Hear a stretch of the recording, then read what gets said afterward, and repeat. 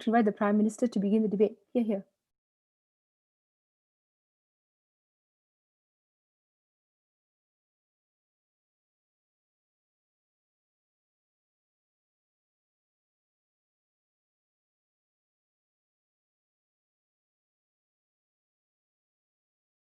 Can everyone hear me? Yeah, I can. Great.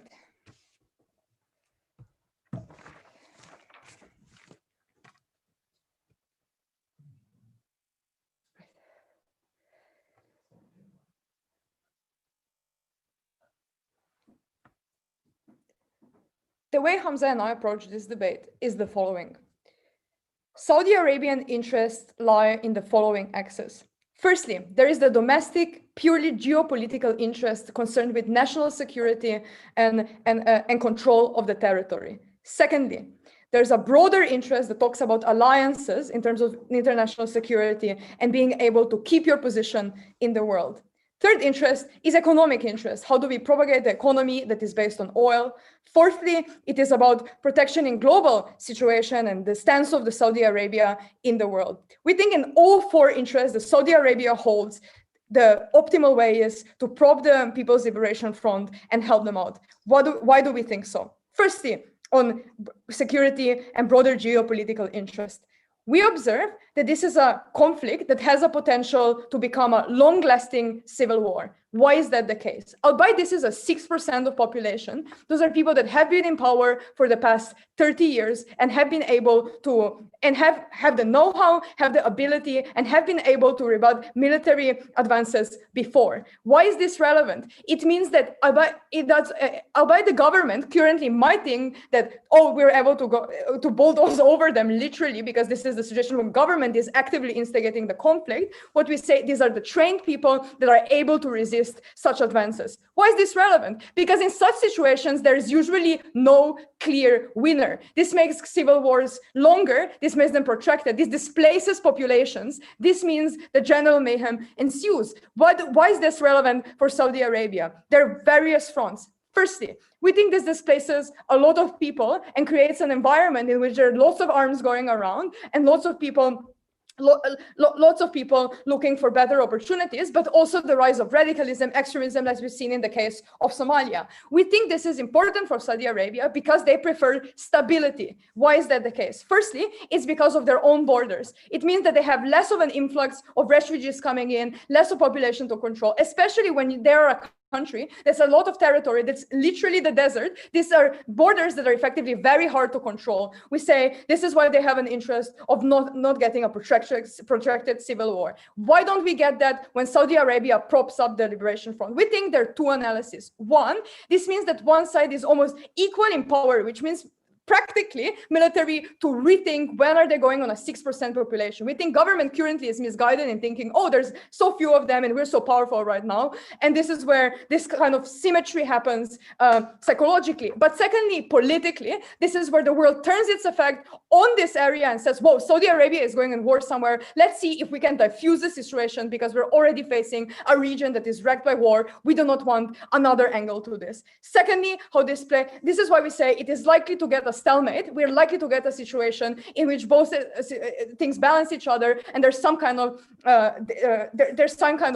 mitigation of current violence. Secondly, what we tell you is, importantly, it is about the strategic and security position when it comes to war in Yemen. Why is this so? Firstly, this is an area in which the Saudi Arabian military is able to place their ship, is able to move towards Yemen and able to control the conflict for them. This is an important strategic military position in which land has to be held in order to be able to interact in that conflict effectively. Losing that by having a situation of disintegration and a situation where there's no clear rule of law imposes additional cost on this conflict and imposes additional additional problems on engaging in the Yemenis conflict. In this way, they're able to keep this down and they're able to engage further. Second analysis to Yemenis conflict is that conflict is close to Sudan. Sudan is an important part of Islamic military alliance that is propping them up in Yemen. What this means is that if they help them out on that front, they're able to count on military assistance in the future as well. This is why we say it is important for the purpose of Yemenis conflict to keep this conflict at bay at home. Secondly, what we talk about is about general alliance system. Importantly, Eritrea is an incredibly important alliance with Saudi Arabia due to historic, commercial, but also purely geopolitical proximity reasons. We think it's important to help them out because with this kind of action, Saudi Arabia shows that they are a reliable ally and they will be able to help them in the future. In exchange, they get the rights to be able to have their military presence there. But secondly, that's important economically as well, because this is an area in which Saudi Arabia is able to transport oil out onto global markets. If they are able to control this area with Sudan and Eritrea, they're able to engage in trade and continue to progress their own economy. We say it's important to show that you're an ally, even if everything doesn't go perfectly in that engagement. In the case of Ethiopia, you show Eritrea you are reliable and you're able to keep your positions there to begin with. The following point of alliances comes to the case of Egypt. While it might seem counterintuitive at first, we say, look, the current leader of Eritrea the current leader of Ethiopia suffers from two particular problems. One is that he's supporting a dam on Nile that is likely to harm Egypt to begin with. So this is another member of Islamic military alliance that is probing Saudi Arabia that will be harmed by that person maintaining the amount of power they have there. But secondly, and even more importantly, the current leader is in this alliance with Iran and Turkey and the general adversaries of Saudi Arabia. This means that you have on your doorstep literally people that are not supporting you to begin with. This is why by stepping in, Saudi Arabia is able to mitigate the power. Oh, but the opposition might come up and say, well, but you're arguing for a stalemate. Why do you think that his power would diminish? We say the moment that people sit around the negotiating table, it is likely that they're able to extract more rights for the minority, more sharing of power, and checks and balances on the power of the leader that is currently standing in opposition to Saudi Arabia. This is a peaceful way to get as much as possible without the negative effects of disintegration and civil war. We think this is a smart move for Saudi Arabia. Secondly, what we tell you is it is also important in terms of general geopolitical reasons. What do I mean by this?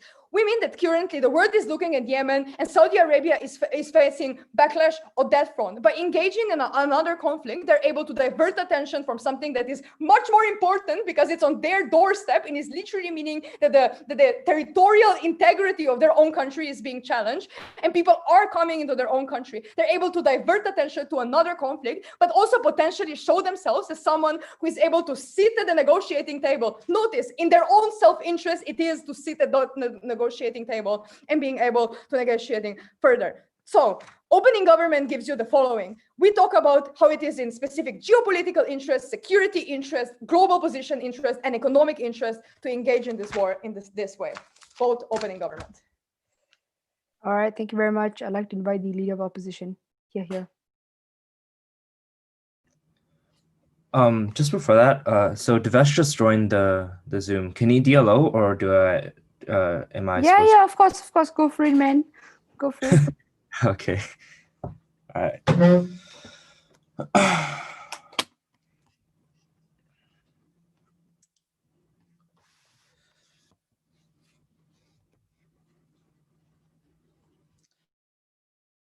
Two things substantively, right? Firstly, I want to explain why Ethiopia is uniquely situated in a position that helps Saudi Arabia fight its war against Yemen. And secondly, why this is likely going to ruin the relationship between Saudi Arabia and the US, and why that means that OG brings up on economics, on war, on global alliances, this is likely going to hurt Ethiopia. Before that, I just want to address a few of the ideas that I got from PM, right? The first thing that they tell us is this is likely going to create a long civil war because, you're going to send them trained soldiers. And all of this necessarily means that you create a stalemate a seat at the table geopolitically. Here's the thing, right? There's like a few clear issues with this argument. The first thing to point out here is that almost all of their impacts are premised on this hypothetical conclusion that you're actually able to start an insurgence that is likely going to lead to a long civil war. There's a few structural reasons why this is probably not going to happen, right? Firstly, I just want to point out that there's likely a huge mischaracterization in what type of support you're likely going to be insurgents in Ethiopia. Note that it's probably untrue that you're going to be able to send them like trained soldiers and give them the highest tech of military like weaponry possible in order for them to fight this prolonged civil war, right? The reason why is quite simple. Firstly, you probably don't have the soldiers to spare when it comes to manpower, just simply because you're also fighting conflicts with insurgencies and Yemen on it, like in your own backyard. But secondly, note that it takes an immense amount of political capital for a country to send its own citizens to fight on behalf of an issue that they have no connection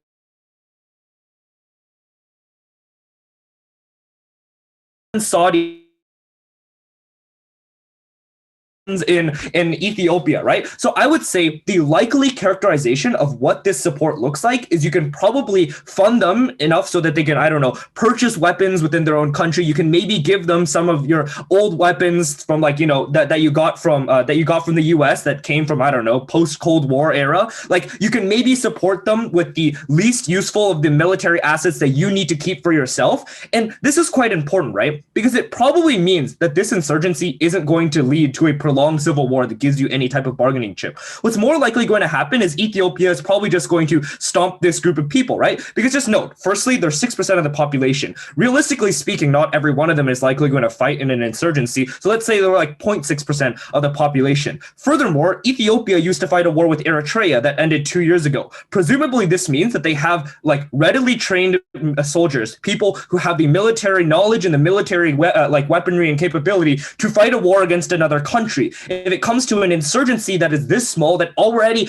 has a lot of bad relations with the government, it's probably very feasible for them to just, you know, wipe out the insurgency point blank. So why then is it that I think it's so problematic that you're likely going to fund this war that is going to fail within a very short period of time? I think there's two important things to point out here, right? First thing to point out is how Ethiopia is likely going to respond. I think Ethiopia is likely going to be, you know, severely aggravated, right? You're funding insurgencies to try to topple down their government, especially ones that have historically challenged the government and probably the majority population don't really like that much. This is a huge issue, right? Because when it comes to strategic positioning for the war against Yemen, sure, Eritrea is in a nice spot, but Ethiopia is just in a much better spot, right? They're much bigger. They have larger manpower. In terms of just economics, they're probably a better partner for you to be able to fund your wars. They also have a much longer coast when it comes to connecting them to the Red Sea. So like all of the things that you talked about with that are good with, you know, having an ally in Eritrea is probably better if you were able to maintain good relationships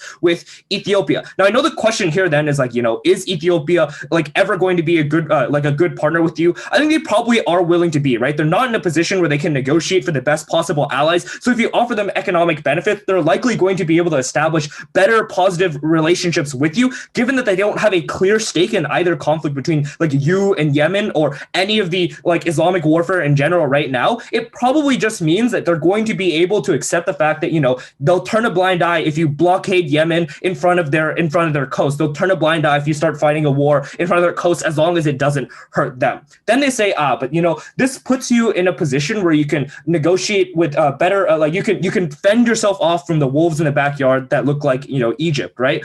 I would just say that, like, given that your characterization also includes the fact that Egypt in some ways funds Saudi Arabia, I would probably say that you don't really need another foot in the door. And even if it does matter how big of a bargaining chip you have when it comes to the countries around you, I would say that firstly, when it comes to the more like the biggest priority in your country, which right now is the fact that there's like, you know, terrorists being funded in the country right next to you, which is Yemen, much more proximate, much more of a threat. I would say that comes as a priority. And so all of the benefits that, you know, having good relations with Ethiopia brings to this conflict, it's just going to be a net good. But secondly, I also want to talk about the relations with the US, right?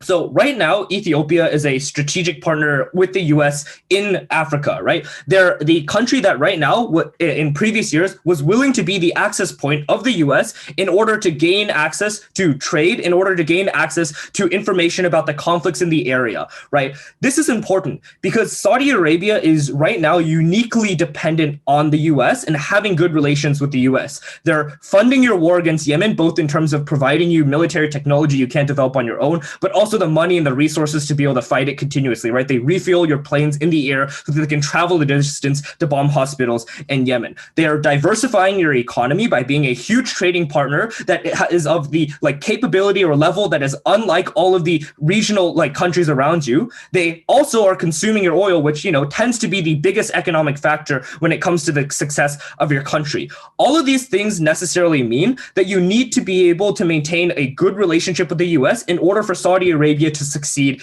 in the future. Right now, the US needs Ethiopia, right? The part of the Red Sea that they get to control is important in order for them to be able to move things through the Suez Canal, which necessarily means that they are very threatened if you start fighting their allies and start creating conflicts in the oceans where they want to transport their goods. So it is better if they have allies on both sides of the Red Sea so that they can continue to use the Suez Canal to transport their goods. And all of these things necessarily mean that if you do start to ruin your relationships with Ethiopia, you're going to screw yourself over. You're going to deteriorate the relationship that is founded the modernization of your economy and your country, and you're also going to lose your religious and ideological warfare against the countries around you because you're splitting your interests and losing more allies. Fundamentally, there's nothing really good that comes from funding this insurgency. It doesn't do you any good. The geopolitical benefits are heavily outweighed by the more practical ones I'm very proud to oppose.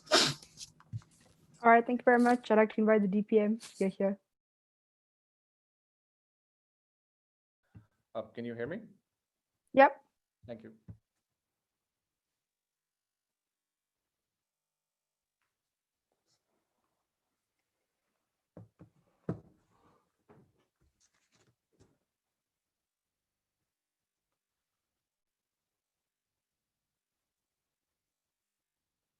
Okay, I'm going to quickly break the fourth wall here. A lot of this debate is premised on propositional knowledge that some people will know and some people won't. So I'm going to try to use as little of it as possible, but some of it is going to be necessary. Secondly, opening operand a generic case. So I'm really hoping I get closing opposition's case later in a point of information so I can engage with them. Let's talk about three things in this debate. Firstly, will this work? I want to say 5 things here. One, you don't have to transport soldiers using the Loch Ness Lake, right? So there's a country called Ethiopia, and it has Eritrea at the top, and Eritrea and Saudi Arabia are best friends. So what you do is that you get to Eritrea and literally go to the bordering province of Ethiopia and Eritrea, which is the Tigray province, and then you give them everything they want. So geographically, their point does not make sense in terms of us not being able to arm them. Secondly, I will pause, and this is more of a structural thing. When Saudi Arabia and its ally Sudan on Ethiopia's other side, its ally Egypt on Ethiopia's third side, say, we are together as part of the Islamic military alliance and we're going to fuck you up. I think that deterrence is sufficient as opposed to the KPLF individually doing something. 3, the KPLF has successfully controlled the levers of this government for 3 decades. I'm going to assume there was a reason they were able to do it. The intuition there is that they're one of the most powerful military forces ever. The Foreign Policy magazine literally has articles about how they're confounded by how 6% of the population has so much military power to hold back an entire fucking army. It's unclear to me why those reasons don't mean that these people will or won't be efficacious. I'm going to now talk about Saudi Arabia's incentives. Firstly, I'm going to talk about geopolitics. Again, basic stuff. Saudi Arabia is good friends with countries like Sudan, countries like Egypt. It's not good friends with countries such as Iran, countries such as Qatar, and countries such as Turkey. Just keeping this in mind.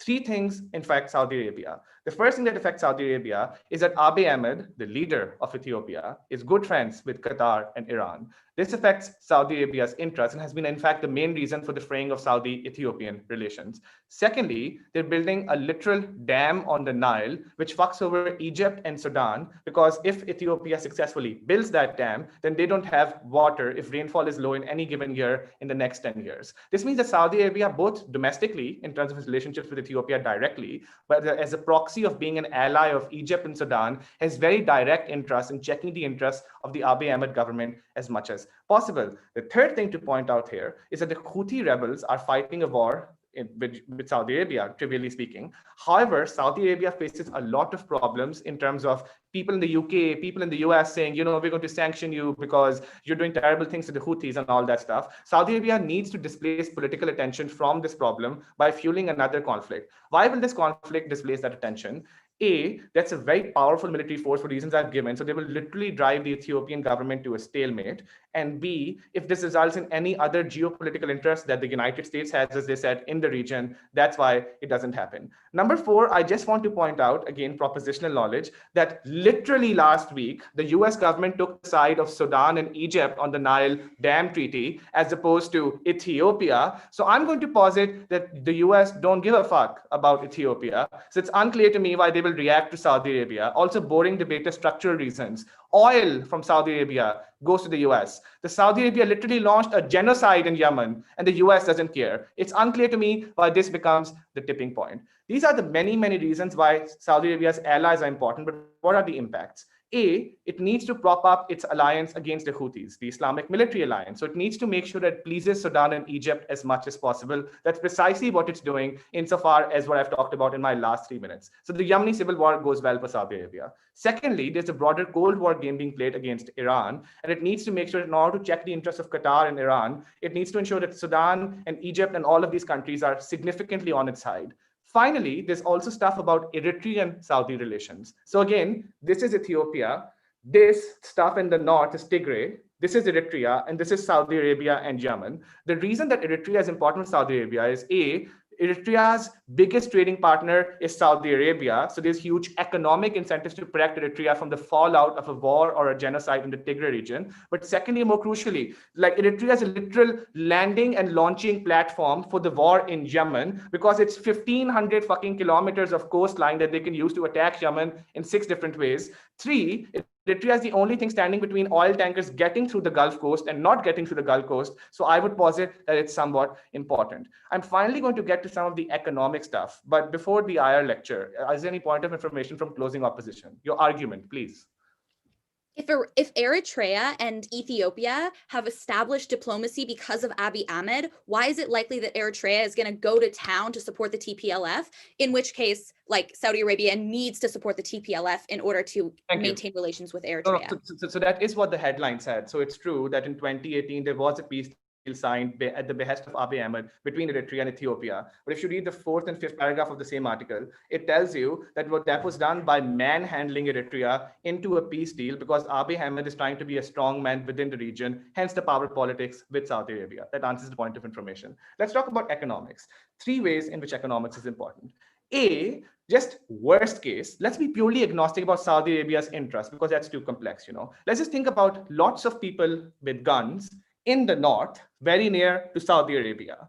If those people are significantly hurt by the Abiy Ahmed government, there's this thing called a power vacuum. What happened when you dismantled the Ba'athist regime in Iraq? Lots of people with lots of weapons and lots of artillery began floating around, eventually becoming ISIS. This is a nightmare situation for Saudi Arabia, economically speaking, because A, direct refugee crisis within Saudi Arabia. There are already migrant centers filled with Ethiopian migrants within Saudi Arabia, and they're overflowing to capacity. But 2, if this becomes a proxy group because of the vacuum of power and displacement near Saudi Arabia, that creates separate economic problems. Number 2, Saudi Arabia's economic interests, for better or for worse, are directly tied with its perception as a parochial authoritarian state. The point at which the Yemen and Khashoggi issues are displaced from the international political agenda, and the real stuff to talk about for the next few months becomes Ethiopia. That's the point where Saudi Arabia can leverage its economic interests. And finally, about the Strait specifically, it's just important to point out that the Strait is a very important source of transportation for oil for Saudi Arabia. The final thing I'll just say, just trivially speaking, is that Saudi Arabia not just has allies and bad relations with Ethiopia and a migrant crisis. Just generically speaking, if the Saudi Arabia at all means the Saudi government, which unfortunately it usually does, this is the best way for them to assert rule during a crisis of economy and a crisis of a pandemic. For those many, many reasons, with many, many facts, I'm very proud to propose. All right, thank you very much. I'd like to invite the DLO to close the top off. Right here.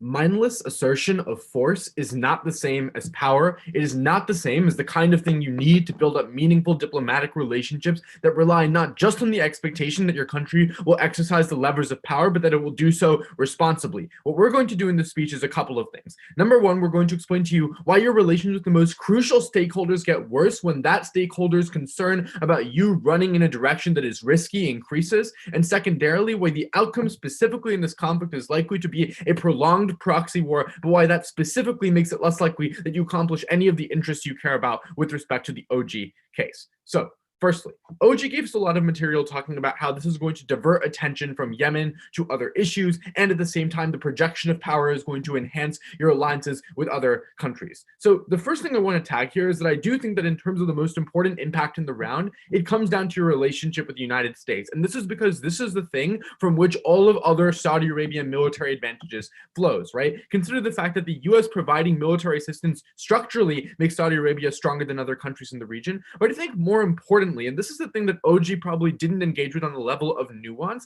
is the fact that the US is providing an unconditional degree of security to Saudi Arabia. That is, the fact that Saudi Arabia knows that the United States military is likely to step in and bail them out in the event of a war, say if their foreign policy went in the wrong direction, means that they can be more foolhardy and aggressive when it comes to carrying out proxy wars or starting conflicts. And the fact that other countries know that they're receiving these unconditional assurances means they have to bet on a more activist Saudi foreign policy, and therefore they are more likely to come to the table and make concessions to Saudi Arabia in the first place. So the concern is not necessarily that the US just fully says we don't care about oil right now. The concern is that the unconditionality of that relationship gets called into question, and therefore it's meaningfully worse. So why does their warrant not make sense? They say you're going to divert attention from Yemen. We think that firstly, the reason why Yemen gets unique attention is not just because it's the only proxy war going on right now. There are probably 10 proxy wars going on in the Persian Gulf right now that involve Saudi Arabia in some capacity. It's probably because it's the worst humanitarian crisis in the world, and the fact that literally,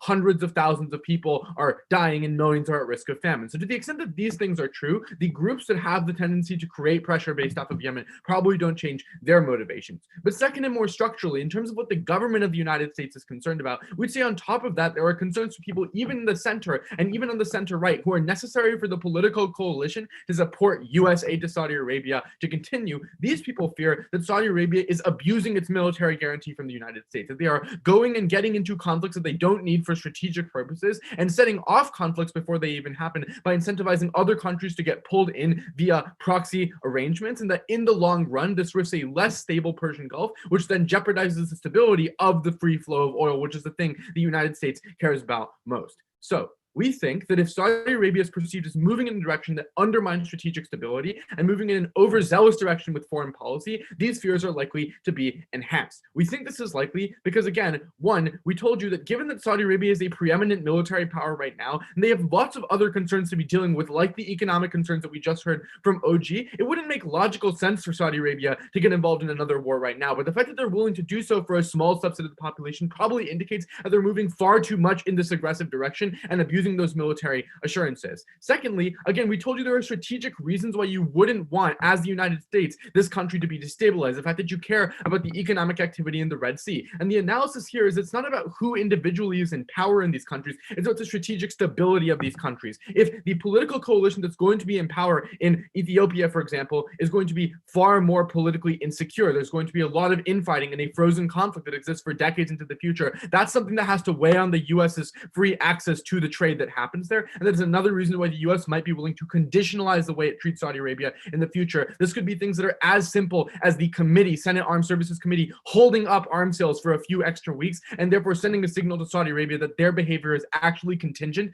on doing specific things to get certain support. Remember that this underlies all of their military preeminence, and this also frames the way they're able to get alliances, which we think is probably just very likely on either side as long as the US continues to support them.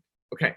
The next thing I want to talk about then is why this necessarily creates a proxy war and why the outcome here is going to be really, really bad. So again, consider the fact that Saudi Arabia is currently fighting already several different proxy wars, and they're probably not going to send their own troops for the fullest extent of their own resources because of the reasons Brian's gave you of political economy, but also structurally, Saudi Arabia needs to preserve their own troops domestically as a second strike capability. Say, were Iran to launch a conventional war against them, they would need that to respond. They cannot overstretch themselves. Therefore, they're probably going to support these groups by funding them or by setting up proxy groups that are, tangentially connected to Saudi Arabia but are receiving assistance from them. We think this is probably going to bring in intervening actors on the other side and create a full-scale proxy war. For example, we think Iran has an active incentive to meaningfully challenge you here. That is, Iran's foreign policy is based on the assertion of red lines and norm setting in response to provocations from major countries like Israel or Saudi Arabia. They feel encircled by countries that hate them and are militarily much stronger than them. And what they see is that if these countries engage in an activist foreign policy and they don't respond with some kind of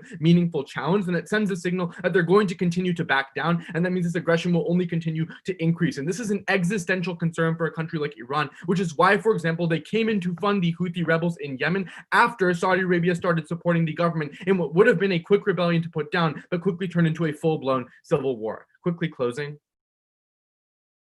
Yeah, certain elements of the Saudi Arabian regime were literally found to have financial connections to the terrorists who perpetrated 9/11. Why on earth would the United States care about a random region in Ethiopia?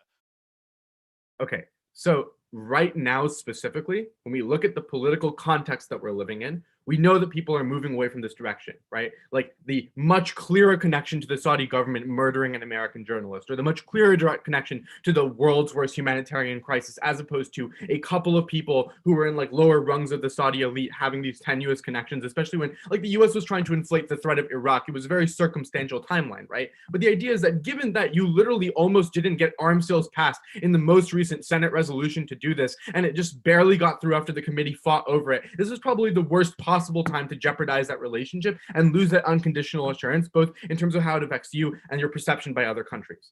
Okay, if you get pulled into a proxy war where both parties have intervening actors and this gets drawn out for a long period of time, two things happen. Number one, you get overstretched in terms of resources, which means your ability to win the proxy wars you're already fighting is weaker. We think it's more important to win these proxy wars decisively and to have a strong political coalition domestically around your current activist foreign policy than to overstretch yourself and potentially call into question the fact that you're actually going to be winning all of these things, which is key to you actually having dominance. Secondly, you don't necessarily get a seat at the table. What happens if you lose this war or a stalemate? The political coalition that's left over in this country may not actually be favorable to your interests, and if it's not, then you lose everything, whereas on our side, you have something. We're proud to oppose.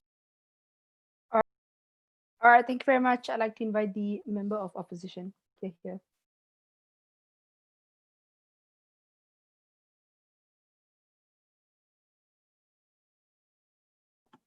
All right, hello everyone. Hopefully you can hear me all right. Just before I begin, I would like POIs to be in the chat, please. I don't always look at the screen, so if you wave at me, I'm probably not going to notice. All right. If you could speak a little bit louder. Yeah, I can also speak a little bit louder. Is that better? Yeah, slightly. Maybe I'll just turn up like my microphone sensitivity or something. Yeah, it should be fine. Don't worry. Okay. I promise to speak up when I'm actually debating. All right, let's start. 3, 2, 1. We say it's not in Saudi Arabia's interest to engage by promoting conflict and civil war. The government bench needed to prove that this was a tipping point for all the moving pieces of geopolitics, and they failed to do so. Opening essentially creates a geopolitical mess in the first half of this debate because of all these conflicting analyses about Yemen, Sudan, Eritrea, Iran, US. We are going to rise above this by focusing on what we think is far more important: Saudi Arabia's domestic interest. So I'm going to get straight into my extension, and then I'll do some extraneous rebuttal of the government bench. The first thing I'd like to note is that all the other teams in this debate, for some reason, wanted to assume that Saudi Arabia is static and has the same interests at the same point in time. We don't think this is true, and we think especially with the rise of MBS and new leadership in Saudi Arabia's goals are fundamentally different than what the other teams in this debate claim. So what are Saudi Arabia's goals under MBS? Well, first, yes, we agree that it probably wants to protect its strategic relationship with the West, but we're not going to get into that. More importantly, we think Saudi Arabia wants to prevent domestic instability and radical Islamic terrorism from hurting the kingdom and the royal family. And this is because Saudi Arabia needs to maintain a balance between itself and the kingdom of Saud and Wahhabi Islamic leaders in the area. But second, it wants to develop broader allyship and trade relations to modernize and diversify the economy away from oil. And this is because the new leadership recognizes that oil is quite unstable and that they'd also like to diversify into other regions just because of what it's recognized with the way oil has hurt it in the past. With that said, let's talk about financial and political support, because we think that Saudi Arabia in this motion is making an investment, and their goal is presumably to help the TPLF and to defeat the Ethiopian government. Why do we think this goal is likely to fail? 4 different things. First, because the Ethiopian government has simply won in the past, like they are numerically and resource-wise far stronger. But second, because the Ethiopian government has the support of the West because of its efforts to negotiate with Eritrea recently, like the leader even won the Nobel Peace Prize. Third, we don't think Eritrea is necessarily going to support the TPLF in these goals because it has been in negotiations with Ethiopia and it doesn't want to give up the new leverage it's gained in terms of these deals. But lastly, because we think that as soon as Saudi Arabia gets involved in this very aggressive way, it prompts all the other actors in the region that these teams wanted to talk about into also intervening in the region in whatever way to promote their own interests. And this is what leads to the proxy wars and conflict that the other sides were talking about. But specifically, what is the result for this in terms of Saudi Arabia's interests?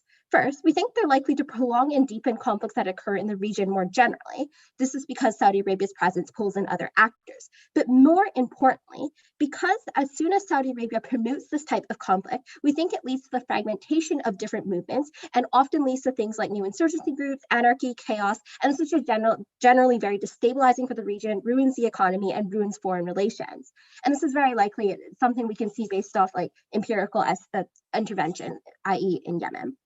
So why is this really bad for Saudi Arabia's domestic interests? 3 different things. First, radicalization. We think that as soon as you begin to promote aggression in the area, you're only one step away from further radicalization and extreme forms of jihad. This hurts the kingdom because it's trying to balance being part of an Islamic state and also being part of the Western world order. And this is very similar to how its support of Al-Qaeda eventually backfired when Al-Qaeda terrorists began to accuse the Saudi government of just supporting Western interests over supporting Islamic states.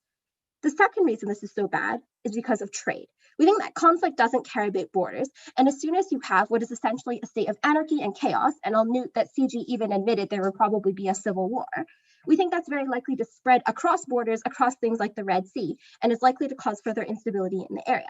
Given CG argues that this is a key trading mechanism and a key trading process, we think this makes it much harder for Saudi Arabia to export its goods, and geographically its other routes are cut off, so it can't exactly just go somewhere else. But third, we think that this hurts Saudi Arabia's ability to choose this new domestic path and diversify its economy. Because although it is attempted to move away from the past, so things like green tech investment and building futuristic cities like NEOM, we think these goals are hindered as soon as it gets involved in more conflicts. Why is this true? Well, first, we think that when there's conflict in the area, this generally deters trade and investment. That's a pretty intuitive link that most debaters would link.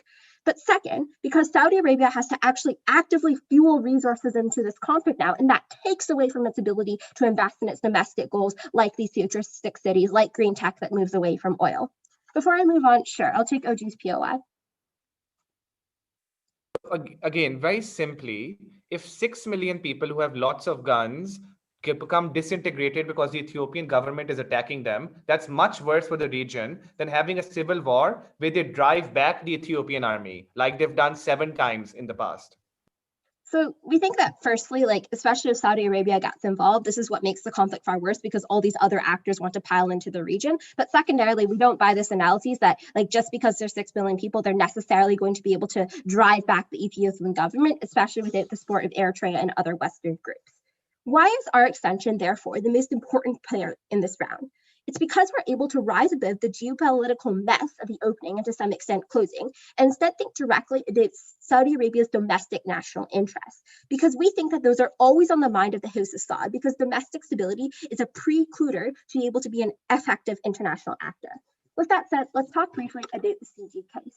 There were 2 main claims we got out of it. First is that the Yemen invasion was strategic despite its huge risks, and that's because of geographical things like its location on the Red Sea. The first thing I'd like to note is that Saudi Arabia, like any other nation, is quite capable of miscalculation. And we think that promoting conflict in the Red Sea and the Strait destroys stability and the possibility of things like investment and trade. So if invading Yemen and creating a proxy war was supposed to create stability for control and trade, and I'm pretty uncertain how creating anarchy and the failure of your neighbor helps Saudi Arabia achieve these goals. But second, the other claim we got from closing government was that they're going to use the threat of supporting the TPLF as a bargaining chip against Ethiopia and use that to therefore assert dominance in the region. 3 main problems. First, this is just literally not the motion. The government in this debate has to defend giving the TPLF funds and support, not just threatening Ethiopia and saying that they might do this.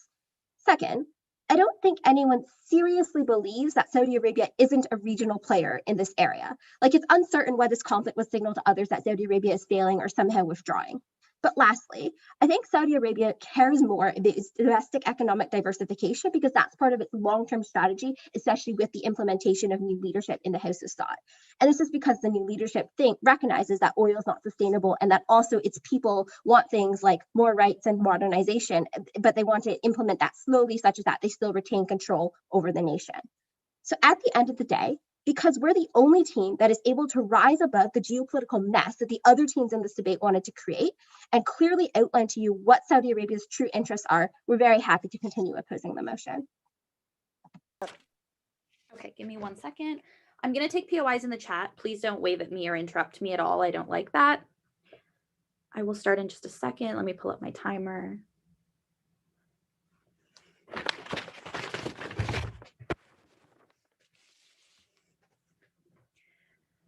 Okay, I'm going to start in 3, 2, 1.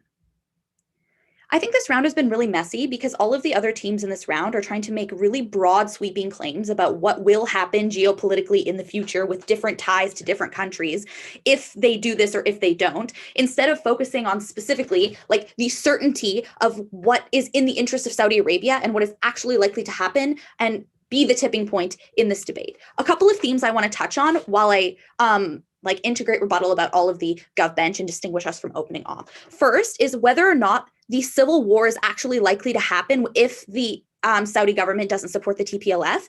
Second, if Saudi Arabia supporting the TPLF will make them significant enough to actually have be this tipping point in Ethiopia's power dynamics in the region, and then deal with other extraneous geopolitical alliances that they want to talk about on GovBench. So let's start with whether the civil war is likely, because in opening government and in closing government, they tell you that the civil war is likely to happen on either side. So this instability point is going to happen no matter what. A couple reasons why this is a very unsubstantiated assertion that they made down the GovBench. First of all, recognize that these tensions in this region between the Oromo people and the Amharic people and the TPLF have literally been happening forever. You can't just say that because tensions have been happening for a long time, that's all of a sudden going to randomly boil over into a civil war, when that literally hasn't happened, because Ethiopia has won that war and maintained its power, and also has specifically the region of the dominant ethnic group has made concessions to the Oromo people strategically so that those individuals and those other ethnic groups don't collectivize against the Amharic people, right? There are literal historic reasons why, even though there are tensions between these groups, as CG and OG suggest, it's very unlikely that those tensions are just going to all of a sudden escalate into conflict, when there are literal reasons why there are mechanisms to prevent that tension from overriding into conflict. They just assert that because tensions exist, therefore civil war is going to break out. Very insufficient. Secondly, we tell you in CO that the TPLF has largely been pushed back and defeated by Ethiopia in the past, in the previous civil war that Ethiopia largely won, and the fact that Eritrea and Ethiopia have diplomatic ties at this point. It's very unclear to me why Eritrea is going to go to the ends of the earth to support the TPLF when they have already kind of decided that it's a lost cause and they should cut their losses in this area. I POI this to the opening government team, and they respond by saying, well, Eritrea was strawmanned into this. That just furthers the point, right? If Eritrea was strawmanned in by Ethiopia, it's probably unlikely that Eritrea has any power to actually support the TPLF, to have any sort of meaningful concessions be made by Ethiopia. If it's true that Eritrea and the TPLF are weak enough to be strongmanned by Abiy, why is it in the interest of the Saudi government to invest a ton of money and a ton of resources into supporting this group or these people who are unlikely to be successful and have already kind of lost and decided that they are basically cutting their losses in the region? Next, I think this matters because the opening government says that this is only in their interest because they want to maintain the stability and because the civil war is likely. At the point that we show you the civil war isn't actually as likely as government wants to say, I don't actually think that they have any material as to why, regardless of whether the civil war is going to happen, that this is actually in the interest for them to start a civil war and increase that aggression. But next, I actually think that closing government wants to talk about how this is really important because you want to waste Ethiopia's resources, because if you increase aggression, that means that they have have to use resources to respond, and then they can't use those resources to like do shit in the Strait of Hormuz that like is anti-Saudi interest. A couple reasons why this wasn't really this isn't really realistic. Number one, I think it's really unclear that Ethiopia actually has like enough like relative hegemony and a relative power in this region or as a country in general to like really like fuck over the CA government or the SA government, like Saudi Arabia in the Strait. Like I think presumably like they're not the strongest country in the world, and I don't actually think that they have this like ability to do this. But secondly, even if you don't buy that, I think in order for this point to stand in closing government, they had needed to prove to you that the amount of funding and resources that the Saudi government is going to put into supporting the TPLF is going to be so like significant and big enough to make the TPLF strong enough to like eat up all of Ethiopia's resources. They gave you no mechanism as to why that's actually likely to happen. And given that we've given you structural reasons in CO why this is probably not ever going to happen, like the TPLF is not going to be able to win this war, even if Saudi Arabia gives them money for it, not only because they're already kind of losing to Ethiopia, but in addition to the fact that like there's lots of like international support for Abiy Ahmed because he literally won the Nobel Peace Prize for like stopping conflict between him and Eritrea. Like it's very unlikely that like they're going to be strong enough to actually meaningfully steal the resources enough to like actually get the outcome and the impact that side closing government wants to give. So I think we're like winning on this idea that like we prove to you that it's not likely that this war is going to happen, and that Saudi Arabia making making support for the TPLF is not likely to be a tipping point that's actually going to lead to the kinds of like outcomes that they're asserting down the gov bench. Next, on other geopolitical things, they want to talk a lot about like the like selling oil and having protection from like Egypt and Sudan and stuff.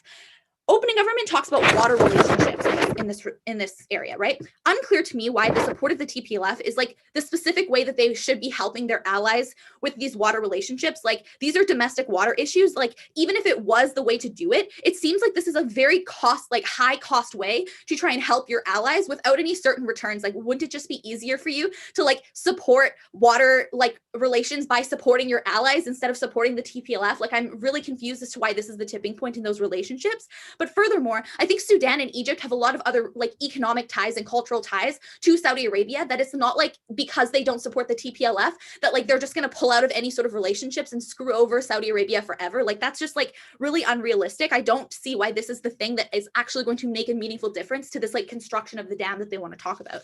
Similarly, in closing government, when they talk about the Strait of Hormuz and selling oil and such, I think it's unclear why like Ethiopia is likely to actually acquiesce, given the fact that they are like probably going to like have a lot of power and win, right? Lastly, in terms of like how closing opposition is actually substantively winning the round, is because we prove to you that in the economic interest of Saudi Arabia right now, regardless of like these geopolitical messy incentives that no one can prove, MBS is actively trying to support a diversification campaign of their economy because he recognizes that continuing to be 99% oil driven is not important. It's not sustainable. He needs to diversify. The way he's doing that is trying to create these futuristic city like Neom, which requires investment.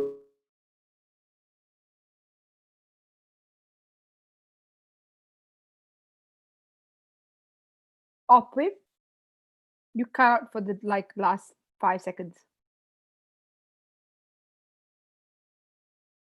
Opwip, hello. I mean, we stopped the timer because it's 7. Who is the CEO's teammate She's name? cut out. Figure out. Yeah, she's cut out before. Usually she comes back in like a minute or two. Sure. I mean, it was the last 5 seconds.